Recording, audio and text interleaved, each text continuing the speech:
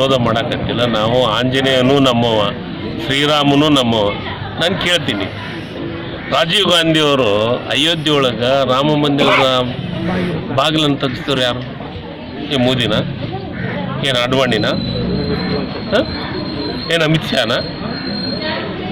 ರಾಮ ಮಂದಿರವನ್ನು ತೆಗೆಸೋದು ರಾಜೀವ್ ಗಾಂಧಿಯವರು.